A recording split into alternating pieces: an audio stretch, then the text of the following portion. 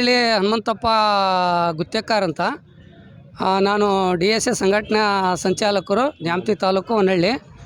ನಮ್ಮದು ಮಲ್ಲಿಗೆನಹಳ್ಳಿ ಗ್ರಾಮ Thirtharamapura survey number 12ರಲ್ಲಿ 72-74ರಲ್ಲಿ ತೀರ್ಥರಾಮ ಸರ್ವೆ ನಂಬರ್ 57 ನಂಬರ್ ಕೊಟ್ಕೊಂತನ ಒಂದು 150 ಜನಕ್ಕೆ ಜಮೀನು ಮಂಜೂರಾತಿ ಆಗಿದೆ. ಈಗ 54 ವರ್ಷ ಆಯಿತು. ಹಾಗಾಗಿ ಆ ಜಮೀನು ಇಲ್ಲಿವರೆಗೂ ನಾವು ಉಳುಮೆ ಮಾಡ್ಕೊತ ಇದ್ದೀವಿ. ಸಮಾಜ ಕಲ್ಯಾಣ ಇಲಾಖೆಯಿಂದ, ಗಂಗಾ ಕಲ್ಯಾಣ ಇಲಾಖೆಯಿಂದ, ಅಂಬೇಡ್ಕರ್ ಅಭಿವೃದ್ಧಿ ನಿಗಮದಿಂದ ಪರಿಶಿಷ್ಟ ಜಾತಿ ಪರಿಶಿಷ್ಟ ಪಂಗಡದ ಅಭಿವೃದ್ಧಿ ಎಲ್ಲ ಬೆನಿಫಿಟ್ ತಗೊಂಡಿದ್ದಾರೆ. ಕೃಷಿ ಇಲಾಖೆಯಲ್ಲಿರ್ಬೋದು, ಯಾವುದೇ ಒಂದು ಇಲಾಖೆಯಲ್ಲಿ ಎಲ್ಲದೂ ತಗೊಂಡಾರೆ. ಕೃಷಿ ಹೊಂಡ ಇರ್ಬೋದು, ಕೃಷಿ ಲೋನ್ ಇರ್ಬೋದು, ಬೆಳೆ ಪರಿಹಾರ ಇರ್ಬೋದು, ಎಲ್ಲ ತಗೊಂಡಿದ್ದಾರೆ. ಇವರು ಅರಣ್ಯ ಇಲಾಖೆಯಲ್ಲಿ ಜಾನುವಾರು, ಕಾಡಂದಿ, ನವಿಲು, ಕರಡಿ ಹಾಳು ಮಾಡಿದಾಗ ಇವ್ರಿಗೆ ಪರಿಹಾರಕ್ಕೆ ಅರ್ಜಿ ಕೋರಿದಾಗ ನಮ್ಮದು ಅರಣ್ಯ ಇಲಾಖೆಯಲ್ಲಿ ಐತಿ, ನಿಮಗೇನು ಕೊಡೋಕ್ಕೆ ಬರಲಿಲ್ಲ ಅಂತ ಉಡಾಪಿ ಮಾತನ್ನು ಅರಣ್ಯ ಇಲಾಖೆ ಸಿಬ್ಬಂದಿಗಳು ಹೇಳ್ತಾ ಇದ್ದಾರೆ. ಸರ್, ತಮಗೆ ನಾವು ರೈತ ಬಾಂಧವರು ಇದನ್ನು ಕಾಣಿಸ್ತೀರಿ. ಮೊನ್ನೆ ನಿಮ್ಮ ಜಮೀನಿನಲ್ಲಿ ಕಾಡು ಹಂದಿ ಬಂದು, ಸುಮಾರು ಕಾಡು ಹಂದಿ ಬಂದು ಮೆಕ್ಕೆಜೋಳ ಹಾಳಾಗಿ ನಷ್ಟವಾಗಿದೆ ಅಂತಲೂ ಕೂಡ ಆ ಪತ್ರಿಕೆ ಉದಯವಾಣಿ ಪತ್ರಿಕೆಯಲ್ಲಿ, ಬೇರೆ ಬೇರೆ ಪತ್ರಿಕೆಯಲ್ಲಿ ಬರುವಂಥದ್ದು ಆಯಿತು. ಅಥವಾ ಹೇಗಾಯಿತು, ಅಥವಾ ಫಾರೆಸ್ಟ್ನಲ್ಲಿ ಬಿಡುವಂಥದ್ದು ಆಯಿತಾ, ಅಥವಾ ಅವಯ ಹಂದಿಗಳು ಬರುವಂಥದ್ದಾಗಿ ಹಾಳು ಮಾಡುವಂಥದ್ದು ಆಯಿತಾ, ಆ ಫಾರೆಸ್ಟ್ ಇಲಾಖೆಯವರು ಪರಿಹಾರ ಕೊಡುವಂಥದ್ದು ಏನಾರು ವ್ಯವಸ್ಥೆ ಏನಾರು ಮಾಡಿದ್ರೆ ಹೇಗೆ ಅಂತ ಹೇಳಿ ಫಾರೆಸ್ಟ್ನರಿಗೆ ನಾನು ಮುಂಚೆ ಫೋನ್ ಮಾಡಿ ತಿಳಿಸಿದೆ. ಸರ್, ಕಾಡಂದಿ ಬಂದು ನಮ್ಮದು 2 ಎಕರೆ ಬೆಳೆ ನಾಶ ಸಂಪೂರ್ಣ ಮಾಡಿದೆ ಅಂತ. ಬೆಳೆ ಪರಿಹಾರ ತಗೊಂಬಂದು ಅರ್ಜಿ ಕೊಡ್ರಿ, ನಾವು ಬಂದು ಸಮೀಕ್ಷೆ ಮಾಡ್ತೇವೆ ಅಂದರು. ಸಮೀಕ್ಷೆ ಮಾಡಿ GPS ಮಾಡ್ಕೊಂಬಂದು 1 ತಿಂಗಳಿಗೆ ಕೇಳಿದೆ. ಇಲ್ಲ ರೀ, ಅದು ನೀವು ಪರಿಹಾರ ಕೊಡೋಕ್ಕೆ ಬರೋಲ್ಲ, ಅದು ಅರಣ್ಯ ಇಲಾಖೆಯಲ್ಲಿ ಐತಿ ಅಂತ ನಾನು ನೋಟಿಸ್ ಕಳಿಸಿದರು. ನೋಟಿಸ್ ಕಳಿಸಿದಾಗ ನಾನು ನೋಟಿಸ್ ತಗೊಂಬಂದು ಕೇಳಿದೆ. ಇಲ್ಲಪ್ಪ, ನೀವು ತಹಸೀಲ್ದಾರ್ ಕೇಳಿ ಹೋಗಿ ಅಂದರು. ತಹಸೀಲ್ದಾರ್ ಕೇಳಿದಾಗ ಅರಣ್ಯ ಇಲಾಖೆಯಲ್ಲಿ ನಾನು ಹೇಳ್ತೀನಿ ಹೋಗ್ರಿ ಅಂದರು. ಅವರು ತಹಸೀಲ್ದಾರ್ ರೆಸ್ಪಾನ್ಸ್ ಮಾಡ್ತಾಯಿಲ್ಲ. ಮೊನ್ನೆ MLA ಹತ್ರ ಹೋದಾಗ MLA ಸಿಕ್ಕಾಪಟ್ಟೆ ಬೈದ್ದಾರೆ ತಹಸೀಲ್ದಾರಿಗೆ.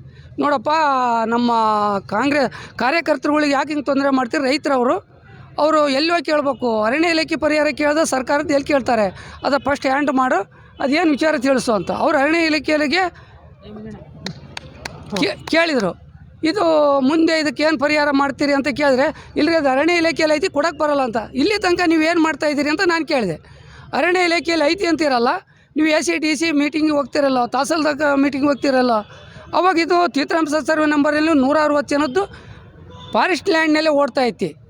ಇದು ಬೈಪರ್ಮಿಷನ್ ಮಾಡಿ ಡಿಲಿಮಿಟೇಷನ್ ಮಾಡಬೇಕು ಅಂತ ನೀವು ಮಾತಾಡೋಕ್ಕೆ ನಿಮಗೇನಾಗೈತಿ? ಅದು ನಾವು ರೈತರು ಮಾಡೋದು, ಅದು ನಿಮ್ಮ ಹಕ್ಕದು. ನೀವು ಹಂಗಿದ್ರೆ ಧೈರ್ಯ ಇದ್ರೆ ಮುಂದೆ ನಾಳೆ ಡಿಲೈ ನೋಡಿದ್ರು ಸೊಸೆ ಹಾಕ್ರಿ ಅಂತ ಕೇಳಿದೆ ನಾನು. ಸರ್, ತಮಗೆ ಒಂದು ಪ್ರಶ್ನೆ ಕೇಳ್ತೇನೆ. 50 ವರ್ಷಗಳ ಹಿಂದೆ ಪಾಣಿ ಮ್ಯೂಟೇಷನ್ ಬಂದು ಸಹ ತಾವು ಒಬ್ಬ ದಲಿತ ಕುಟುಂಬದ ಅಲ್ಲಿ ಸಮುದಾಯದವರು ಮತ್ತು ಬೇರೆ ಬೇರೆ ಸಮುದಾಯದವರು, ಹೌದು, ಅವರು ಫಾರೆಸ್ಟ್ ಇಲಾಖೆಯವರೇ ಆ ಜಮೀನು ಆಗಿದ್ರೆ ಇಷ್ಟು ವರ್ಷಗಳ ಕಾಲ ಯಾಕೆ ಉಳಿಮೆ ಮಾಡಲಿಕ್ಕೆ ಬಿಡುವಂಥದ್ದು ಮಾಡಿದ್ರ ಅಧಿಕಾರಿಗಳು ಅಂತೇಳಿ ನಾನು ಅದನ್ನೇ ಪ್ರಶ್ನೆ ಇಟ್ಟೆ ಸರ್. ನಾವು ಈಗ ನನಗೆ 58 ವರ್ಷ, ನಮ್ಮ ತಂದೆಯರು 54 ವರ್ಷ ಉಳುಮೆ ಮಾಡಿ 72 ದಿವಸಕ್ಕೆ ಮರಣ ಹೊಂದಿದ್ದಾರೆ. ಆಗಿನಿಂದ ಇವತ್ತು ನಮಗೆ ಜಂಟಿ ಖಾತೆಯಲ್ಲಿ ನಾವು ಮಾಡಿ ನಾನೇ ಫಲಾನುಭವಿ ಉಳುಮೆ ಮಾಡ್ತಾಯಿದ್ದಾನೆ. ಅಲ್ಲಿವರೆಗೆ ಯಾಕೆ ನೀವು ಜಮೀನು ಪ್ರವೇಶ ಮಾಡೋಕ್ಕೆ ಬಂದಿಲ್ಲ?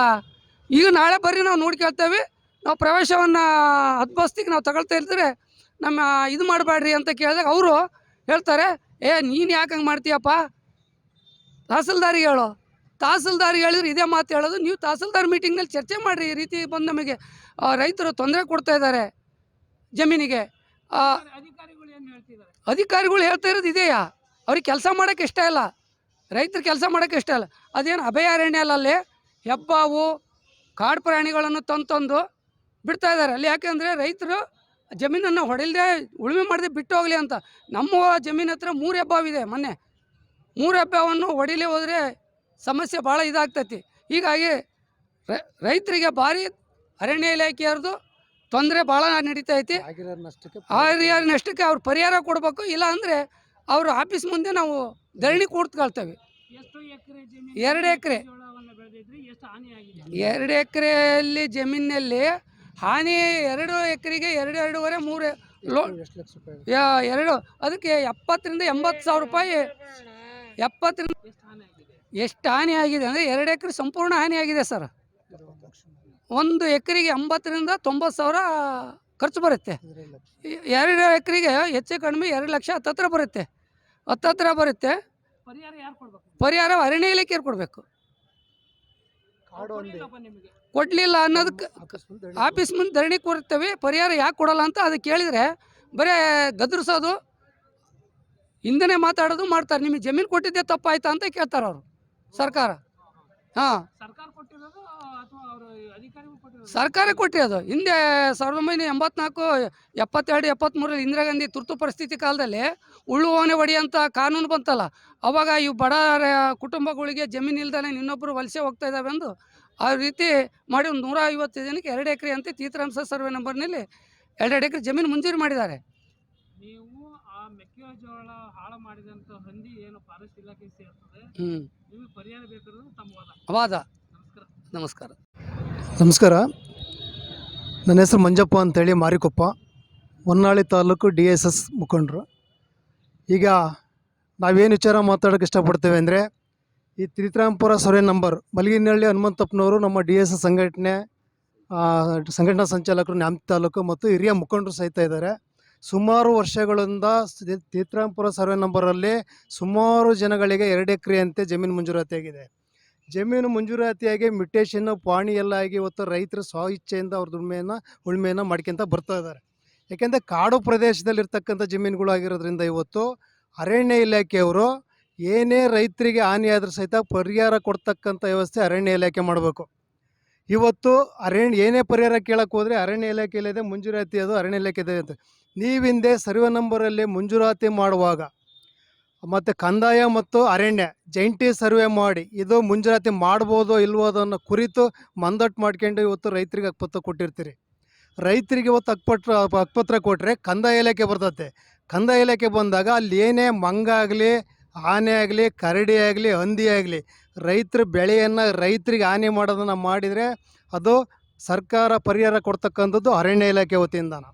ಇವತ್ತು ನಿಮ್ಮ ಹಂದಿ ನಾಶ ಮಾಡಿದೆ, ಆನೆ ನಾಶ ಮಾಡಿದೆ, ಇವತ್ತು ನಾವು ಪರಿಹಾರ ಕೊಡಲ್ಲ ಅಂತ ಬರೋ ಕೇಳೋಕ್ಕೆ ನಿನಗೇನು ರೈಟ್ಸ್ ಇದೆ? ಅದನ್ನ ನಿನ್ನ ಹಂದಿಗಳನ್ನು ಅದ್ಬಸ್ತ್ ಮಾಡಿಕ್ಯಾ, ನಿನ್ನ ಹಂದಿಗಳಿಗೆ ತಂತಿ ಬೆಲೆ ಹಾಕ್ಯಾ, ರೈತರ ಜಮೀನಿಗೆ ನಿನ್ನ ಹಂದಿ ಬಿಡಬೇಡ, ಆನೆ ಬಿಡಬೇಡ, ನವಿಲು ಬಿಡಬೇಡ, ಗಿಣೆ ಬಿಡಬೇಡ. ರೈತರ ಮುಂದೇನೇ ಪರಿಹಾರ ನಷ್ಟ ಆದರೂ ಅವರು ಕಂದಾಯ ಇಲಾಖೆ ಕೇಳ್ಕೊತಾರೆ.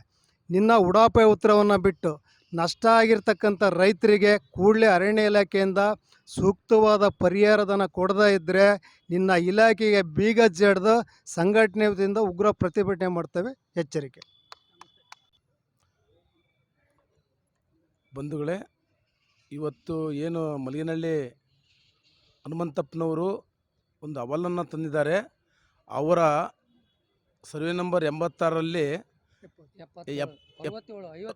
57ರಲ್ಲಿ 2 ಎಕರೆ ಜಮೀನಿನಲ್ಲಿ ಮೆಕ್ಕೆಜೋಳ ಬೆಳೆದಿದ್ದಾರೆ. ಆ ಮೆಕ್ಕೆಜೋಳವನ್ನು ಬೆಳೆದಂಥ ರೈತನಲ್ಲಿ ಜಮೀನಿಗೆ ಆ ಕಾಡು ಪ್ರಾಣಿಗಳು, ಮೃಗಗಳು ನುಗ್ಗಿ ಹಾಳು ಮಾಡಿದ್ದಾವೆ. ಹಾಳು ಮಾಡಿದ್ದಕ್ಕೆ ಏನು ಅರಣ್ಯ ಇಲಾಖೆಯಿಂದ ಪರಿಹಾರ ಕೊಡಬೇಕು ಅಂತ ಸರ್ಕಾರದ ರೂಲ್ಸ್ ಇದೆ, ಸರ್ಕಾರದ ನಿಯಮಾವಳಿಗಳಿದ್ದಾವೆ. ಅದ್ರ ಪ್ರಕಾರನೇ ಅಡಿಯಲ್ಲಿ ನೀವು ಪರಿಹಾರವನ್ನು ಕೊಡ್ರಿ. ಯಾಕೆ ನೀವು ಕಾಡು ಪ್ರಾಣಿಗಳು ಹಾಳು ಮಾಡಿದಾಗ ಯಾಕೆ ಪರಿಹಾರ ಕೊಡಬಾರ್ದು ಅಂತ ನಿಮ್ಮಲ್ಲಿ ಏನಾದ್ರು ರೂಲ್ಸ್ಗಳಿದ್ದರೆ, ನಿಯಮಾವಳಿಗಳಿದ್ದರೆ ತಾವು ಹೇಳಬೇಕು. ಬರೀ ನೀವು ಯಾವಾಗಲೂ ಅಧಿಕಾರಿಗಳು ಬರೀ ರೂಲ್ಸು ರೆಗ್ಯುಲೇಷನ್ಸ್ಗಳನ್ನು ಹೇಳ್ಕೊಂತ ನೀವು ಚೇರ್ನಲ್ಲಿ ಕೂತ್ಕೊಳ್ಳೋದೇ ಆಯಿತು ಹೊರತು ಯಾವುದೇ ರೀತಿಯ ಜಮೀನುಗಳಿಗೆ ಹಾಳಾದ ಕಡೆ ಸ್ಥಳ ತನಿಖೆ ಮಾಡಿ ಪರಿಹಾರ ಕೊಡಿಸುವಲ್ಲಿ ನೀವು ವಿಫಲರಾಗಿದ್ದೀರಿ ಅನ್ನೋದು ನಮ್ಮದು ಮೊದಲನೇ ವಾದ. ಹಾಗಾಗಿ ಈ ಮುಂದಿನ ದಿನಗಳಲ್ಲಿ ನಿಮ್ಮ ಇಲಾಖೆಗೆ ಬಂದು ನಾವು ಪ್ರತಿಭಟನೆಗಳನ್ನು ಮಾಡೋಕ್ಕಿಂತ ಮೊದಲೇ ತಾವು ಅಧಿಕಾರಿಗಳು ಏನು ಸಂಬಂಧಪಟ್ಟಂಥ ಸಂಸ್ಥೆಯ ಅಧಿಕಾರಿಗಳಿದ್ದೀರಿ, ನೀವು ಸ್ಥಳ ತನಿಖೆ ಮಾಡಿ ಅವರಿಗೆ ಸರ್ಕಾರದಿಂದ ಬರುವಂಥ ಪರಿಹಾರವನ್ನು ನೀವು ಜರೂರಾಗಿ ಕೊಡಿಸ್ಕೊಡ್ಲೇಬೇಕು ಅನ್ನೋದು ನನ್ನ ವಾದ. ನಮಸ್ತೆ.